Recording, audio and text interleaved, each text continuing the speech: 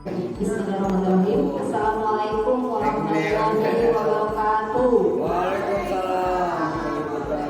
Yang saya hormati Bapak Kepala SMP Negeri 2 Tanah Abang atau yang mewakili, dan yang saya hormati Bapak Ibu Dewan Guru beserta staf SMP Negeri 2 Tanah Abang yang sempat hadir hari ini. Alhamdulillah, puji dan syukur kita panjatkan kepada Allah Subhanahu Wa Taala atas rahmat yang kita masih diberikan kesempatan untuk bisa hadir berkumpul di keadaan yang baik. Salam dan salam semoga selalu tercurah kepada junjungan kita Nabi besar Muhammad SAW, beserta sahabat, keluarga, dan juga para pendukungnya sampai akhir zaman. Baik Bapak Ibu, hari ini kita akan membahas tentang sosialisasi budaya positif sekolah bagi guru, terkhusus untuk SMP Negeri 2 Tanah Abang, mana pembicaranya adalah Bu Miftahul Khairiyah SPD dan juga Ibu Aprilia SPD. Dan untuk membuka kegiatan kita hari ini, marilah kita buka dengan mengucap basmalah. Bismillahirrahmanirrahim. Baik, Bapak Ibu, mohon maaf sebelum kita memasuki sosialisasi budaya positif sekolah, ada sambutan dari Bapak Kepala SMP atau yang mewakili. Dalam hal ini akan disampaikan oleh Bapak Nur Nawawi SPD. Kepada Bapak dipersilakan. Kesempatan kepada saya untuk menyampaikan pengantar kata. Dari kata-kata kuncinya dalam pengantar kata. Assalamualaikum warahmatullahi wabarakatuh. Yang saya hormati Ibu narasumber, Ibu Miftahul Khairiyah SPD dan Ibu Aprilia SPD, bersama Bapak Ibu sekalian, saya banggakan. Alhamdulillah, alhamdulillahirrahmanirrahim, wassalatu wassalamu ala anbiya'i wal mursalin wa ala alihi wa sahbihi ajma'in. Bapak Ibu yang saya hormati, sebenarnya yang pantas untuk menyampaikan sambutan dan sedikit pengarahannya adalah para SMP 2 Tanah Abang dan Kepala yang namanya sosialisasi budaya positif bersama dengan Ibu Aprilia. Nah, maka yang sebelumnya beliau itu diwakilkan ke saya, karena mereka berdua ini salah satunya adalah calon guru penggerak. Nah, kepada mereka berdua itu diberi seluas-luasnya nanti untuk menyampaikan tentang sosialisasi budaya positif dan mudah-mudahan bermanfaat bagi kita semua.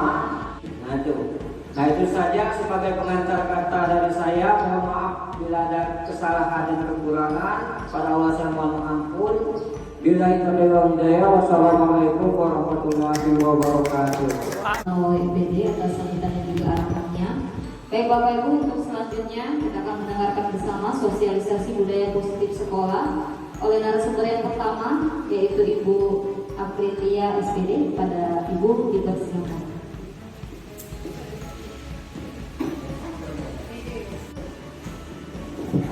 Assalamualaikum warahmatullahi wabarakatuh. Bapak Ibu, untuk menyampaikan tentang budaya positif, ilmu yang kami peroleh dari selama pendidikan guru penggerak.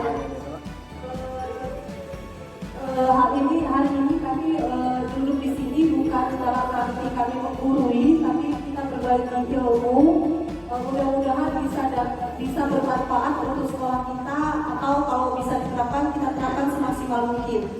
Ini yang pertama, tentang budaya positif. Budaya positif di sekolah, pengertiannya itu nilai-nilai keyakinan dan kebiasaan di sekolah yang berpihak pada murid di sekolah dan berkembang menjadi pribadi yang kritis, penuh hormat dan bertanggung jawab. Mengenai budaya positif ini kaitannya kita kembali lagi dengan Bapak Ki Hajar Dewantara, itu KHD. Perumpamaannya seperti ini. Kalau tentang petani yang menanam bibit padi, petani itu adalah guru yang sebagai pamongnya, sedangkan bibit padi itu merupakan murid. Jadi sebagus apapun bibit unggul yang kita peroleh, tapi kalau tidak dikelola dengan baik oleh si petani dengan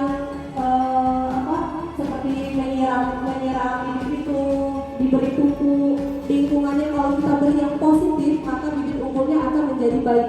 Itu yang dimaksud KHD ini. Jadi budaya positif di sekeliling dari dari si guru, kalau kita analogikan dengan guru, sebenarnya murid-murid kita ini bukan hanya botol kosong, tapi dia sudah memiliki kodrat alam dan kodrat zamannya sendiri, bakatnya sendiri. Tinggal kita sebagai guru untuk menebalkan yang masih sama-sama yang berada di tubuh murid itu. Intinya untuk budaya positif dan ekosistem positif. Yang kita ketahui selama ini adalah peraturan yang harus kita patuhi, kita taati, dan kalau misalnya kita tidak patuhi atau tidak kita taati, biasanya ada konsekuensi berupa hukuman. Itu yang selama ini di pola pikir kita. Tapi ternyata disiplin itu artinya belajar dalam bahasa Latin, yang berarti murid disiplin itu membuat orang menggali potensinya menuju sebuah tujuan apa yang dia hargai. Jadi konotasinya tidak serta-merta bahwa kita harus nih mematuhi sesuatu. Padahal di situ itu kita belajar tentang sesuatu ya. Saya coba dengan Bu Indah kemarin, keyakinan kelas ini curah pendapatnya dengan mengajak murid untuk menempelkan dan stick note peraturan-peraturan apa saja yang bisa mereka terapkan di kelas.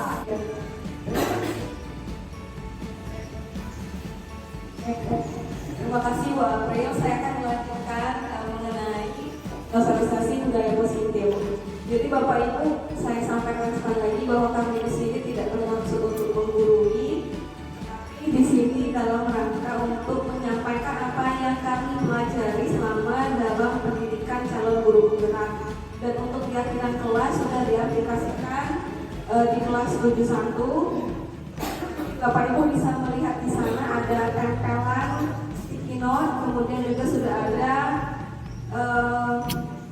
banner kecil yang berisi mengenai keyakinan kelas. Nah, Bapak Ibu, ada perubahan paradigma yang diharapkan di SMP Negeri 2 Tanah Abang, yaitu mengenai bagaimana cara kita menghadapi atau menindaklanjuti murid-murid yang melakukan tindakan tidak disiplin atau ketika mereka berbuat salah. Di sini ada 3 hal yang akan disampaikan, yaitu mengenai hukuman, sanksi, dan restitusi, dan penghargaan. Satunya lagi Bapak Ibu.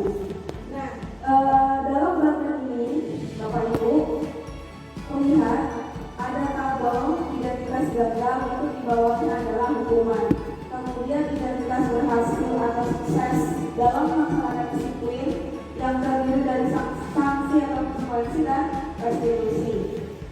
Yang biasa dan saya pun melakukannya dan mendapatkan pencerahan ketika mengikuti pendidikan guru penggerak adalah ketika siswa bersalah maka dia mendapatkan hukuman atas kesalahannya. Tujuan saya memberikan hukuman itu agar dia jera dan tidak mengulanginya lagi. Tetapi pada kenyataannya adalah siswa tidak merasa jera dan masih mengulangi lagi. Nah, dalam pendidikan guru penggerak ini ada solusi yang ditawarkan, yaitu dengan memberikan sanksi ataupun kita melakukan dialog kepada anak secara, Bapak Ibu bisa lihat di sini di tabelnya. Pada disiplin hukuman itu sesuatu yang menyakitkan harus terjadi.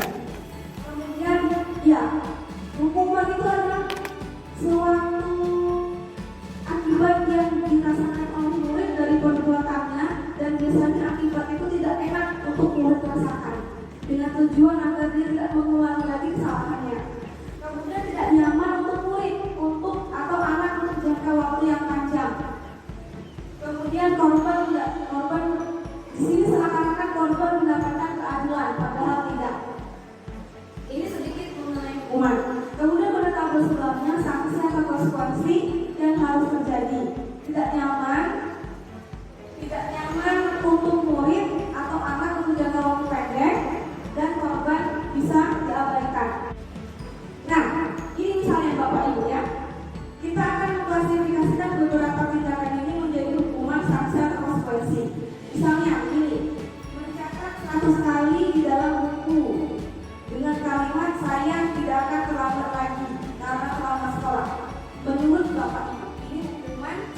atau konsekuensi?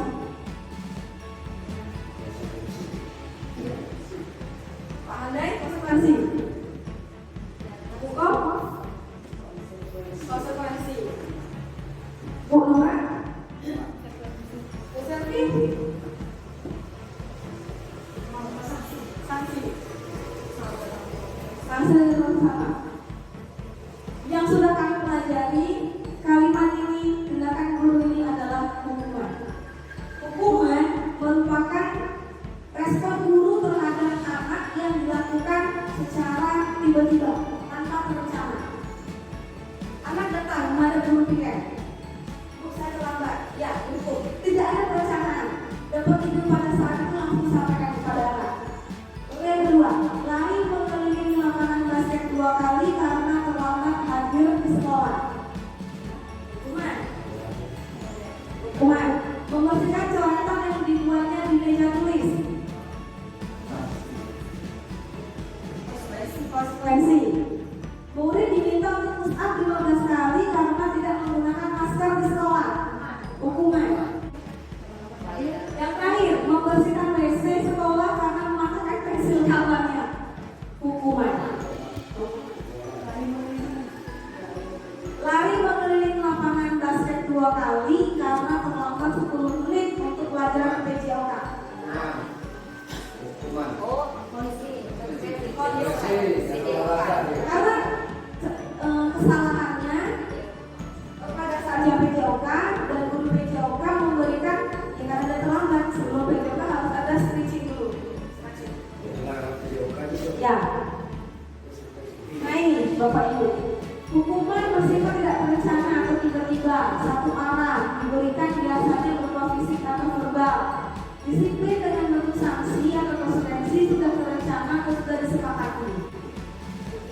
Nah yang diharapkan setelah kami mempelajari modul ini dan Bapak Ibu juga mendapatkan sosialisasi mengenai budaya positif ini adalah kita berusaha untuk menggeser, memberikan hukuman kepada anak. Di sini Alwi Kon mengemukakan baik penghargaan maupun hukuman adalah cara-cara mengontrol perilaku seseorang yang menghancurkan potensi untuk pembelajaran yang sesungguhnya.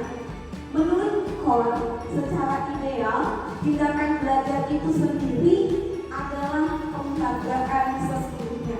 Nah, saat kamu mengikuti materi ini bersama dengan teman-teman, ada pertentangan pastinya dalam diri kami, ya. Karena jujur saya secara pribadi, mungkin Bapak Ibu melihat guru yang sering membawa jajan ke kelas adalah yang pintar. Jadi ketika anak berhasil menjawab pertanyaan, kemudian mengerjakan tugas dengan baik, maka saya memberikan jajan sebagai penghargaan. Ternyata tindakan saya itu salah, Bapak Ibu. Penghargaan dan hukuman keduanya itu merusak potensi anak. Mengapa hal itu dikatakan merusak potensi anak? Karena kita kembali pada motivasi yang di awal tadi. Motivasi seseorang untuk melakukan sesuatu adalah yang pertama karena takut pada hukuman, dan yang kedua karena mengharapkan penghargaan. Nah ini adalah motivasi eksternal. Lalu motivasi yang sangat diharapkan adalah anak itu menghargai dirinya sendiri ingin menjadi apa. Jadi ketika dia mau belajar dengan kita, mau memperbaiki kesalahannya, sebenarnya itu adalah penghargaan yang sesungguhnya tadi. Maka ketika saya mengetahui ini, ya saya mengurangi untuk memberikan atau menjanjikan hadiah kepada anak. Ya biasanya saya begini, kalau misalnya setelah belajar, besok ada kuis, belajar, yang bisa menjawab kuis akan dapat hadiah. Dan saya kurangi. Di sini dihukum oleh penghargaan. Ini adalah statement yang frontal ya. Dihukum oleh penghargaan. Pengaruh jangka pendek dan jangka panjang. Penghargaan itu menghukum. Penghargaan itu mengurangi ketepatan. Penghargaan itu tidak efektif. Penghargaan itu merusak hubungan. Secara umum memang penghargaan itu membuat seseorang memiliki ketergantungan untuk dihargai, untuk diberikan sesuatu atau mendapatkan sesuatu. Jika dia tidak mendapatkan keuntungan dari tindakannya tadi, maka dia tidak akan melakukan tindakannya itu. Nah, secara tidak langsung nanti kita akan membentuk murid yang oportunis ya, murid yang selalu keuntungan. Gitu. Nah, itu sama saja dengan menghancurkan potensinya. Next, Ibu. Ini adalah 5 kebutuhan dasar manusia yang dicoba dirumuskan sebagai alasan murid melakukan kesalahan. Yang pertama, karena murid memiliki kebutuhan bertahan hidup. Kedua, murid membutuhkan cinta dan kasih sayang. 3, murid membutuhkan penguasaan atau pengakuan atas kemampuannya. 4, murid membutuhkan kebebasan. 5, murid membutuhkan kesenangan seharusnya. Nah, kamu malas belajar, kamu mengabaikan ibu kamu, maka kamu ibu kasih tugas lebih banyak lagi. Itu tindakan salah saya yang saya lakukan pada saat itu. Seharusnya yang saya lakukan adalah saya introspeksi diri. Mengapa anak ini bisa begini? Oh, ternyata anak ini memerlukan kebebasan. Karena anak-anak kita ada yang aktif, bapak ibu yang maunya bergerak terus. Ada anak kita yang memang tahan lama di tempat duduk, mau belajar. Ada anak kita yang ingin berkomentar terus. Nah, seharusnya sebagai guru saya pada saat itu adalah mengakomodir anak-anak saya untuk satu bisa bergerak, bisa berbicara dan seterusnya bapak ibu. Nah, itu contoh real yang saya hadapi pada saat proses pembelajaran. Next, Ibu.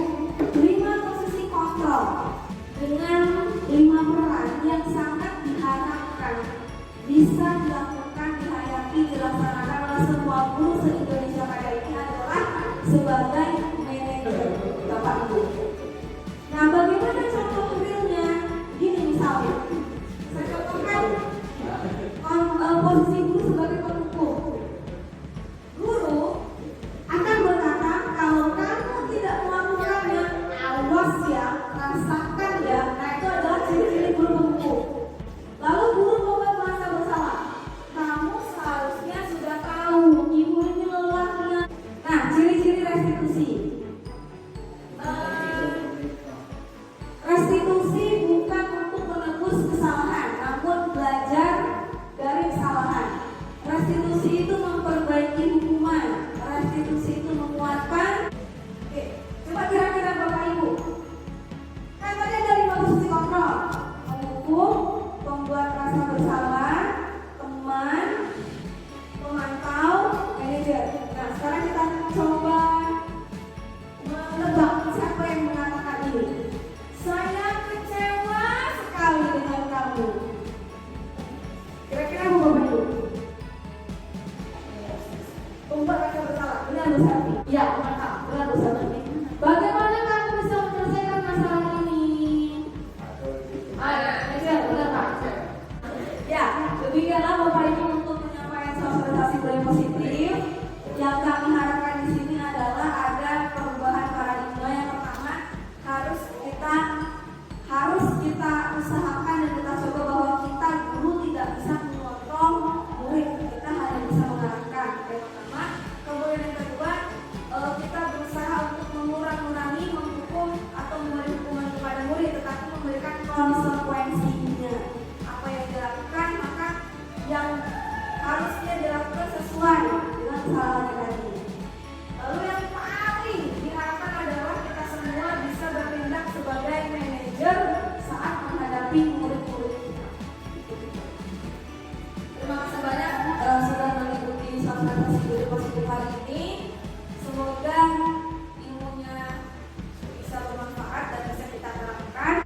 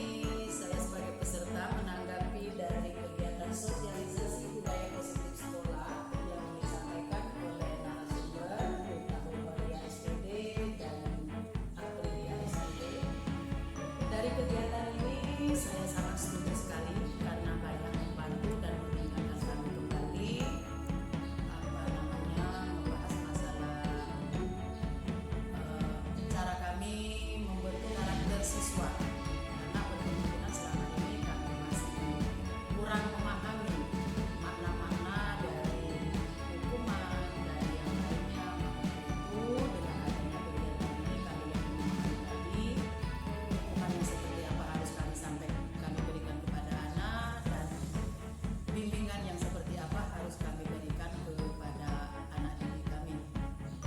Nah, dari situ kami dapat membenahi, memperbaiki kinerja kami sebagai guru di sekolah untuk membimbing dan mendidik anak-anak di SMP Negeri 2 Tanah Abang. Dan kami juga tidak lupa mengucapkan terima kasih kepada para narasumber yang